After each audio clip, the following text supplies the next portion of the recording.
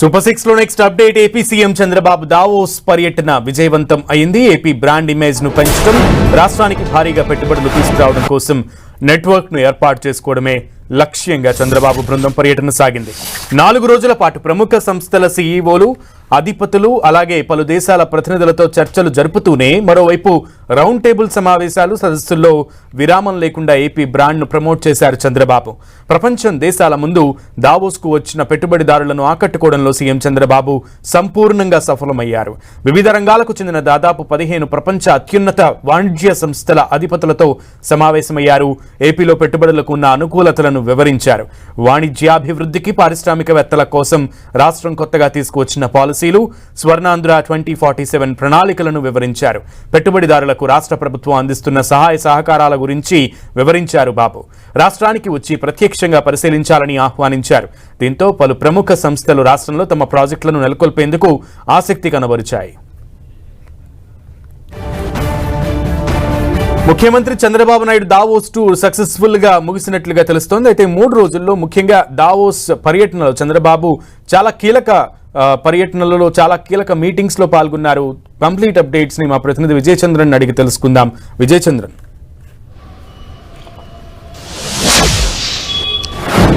AP CM Chandrababu Naidu Davos పర్యటన విజయవంతంగా ముగించుకోవడం జరిగింది. ఈ 3 రోజుల పాటు ఆయన 15 దిగ్గజ కంపెనీలతో, అంటే అట్లా వాణిజ్య కంపెనీలు అయితేనే, అట్లా వ్యాపార కంపెనీలు అయితేనేమి, తర్వాత పరిశ్రమలకు ఏర్పాటు చేసేటువంటి సంస్థలు అయితే వీటన్నిటితో కూడా ఆయన కూలంకషంగా దానికి సంబంధించినటువంటి ఏపీలో ఏ ప్రోత్సాహకాలు ఇస్తున్నాము, ఏ విధంగా ఆ పారిశ్రామికవేత్తలను తాము ప్రోత్సహిస్తున్నాము, ఏపీలో ఎటువంటి లాభాలు ఉన్నాయి, పరిశ్రమలు ఏర్పాటు చేసేందుకు, వాణిజ్య సంస్థలను ఏర్పాటు చేసేందుకు ఎటువంటి వనరులు ఉన్నాయనే విషయాలన్నింటినీ కూడా ఆయన వారికి కూలంకషంగా వివరించడం జరిగింది. ఈ 15 సంస్థలతో, దిగ్గజ కంపెనీలతో ఆయన అనేకమైనటువంటి చర్చలు జరపడం ద్వారా ఏపీలో తాము ఇంకా ప్రోత్సాహకాలు ఇస్తామని చెప్పేసి కూడా వారికి చెప్పడం జరిగింది. తర్వాత విస్తారమైనటువంటి ఈ సుదీర్ఘమైనటువంటి సముద్ర తీరం కూడా ఏపీలో ఉంది. కాబట్టి అన్ని విధాల వాణిజ్యాలు చేసుకోవడానికి అనుకూలంగా ఉంటుంది.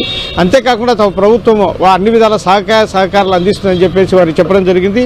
అనేకమైనటువంటి మార్క్స్ అనేటువంటి ప్రపంచంలో అతిపెద్ద అంటే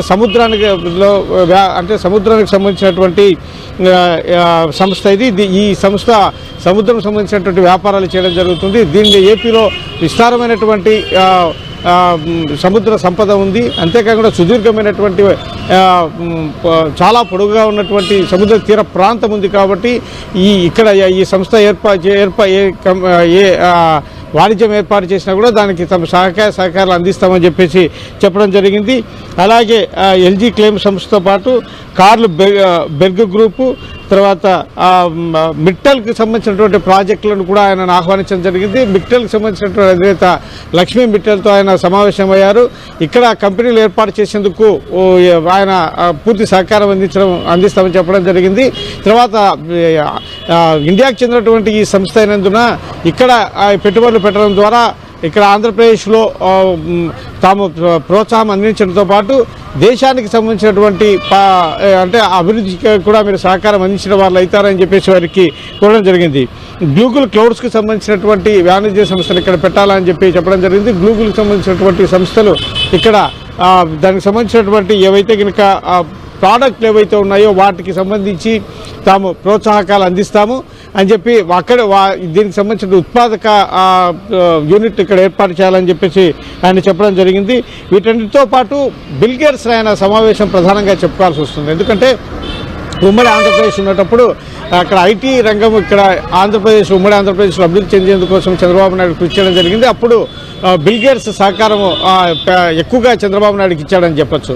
కాబట్టి ఇప్పుడు ఈ ఆంధ్రప్రదేశ్ విడిపోయిన తర్వాత ఆంధ్రప్రదేశ్లో బిల్ గేట్స్ తమ కంపెనీలను ఇక్కడ ఏర్పాటు చేయాలని చెప్పేసి ఆయన కోరడం జరిగింది. అంతేకాకుండా మిలిందా బిల్ గేట్స్కి సంబంధించినటువంటి ఏదైతే కనుక స్వచ్ఛంద సంస్థ ఏదైతే ఉందో దానికి సంబంధించినటువంటి కార్యకలాపాలు ఇక్కడ చేయాలి. ఇక్కడ దక్షిణ భారతదేశంలో ఒక గేట్వే లాగా ఆంధ్రప్రదేశ్ ఆ సంస్థ కార్యకలాపాలు చేసేందుకు ఉపయోగపడుతుందని చెప్పేసి ఆయన చెప్పడం జరిగింది.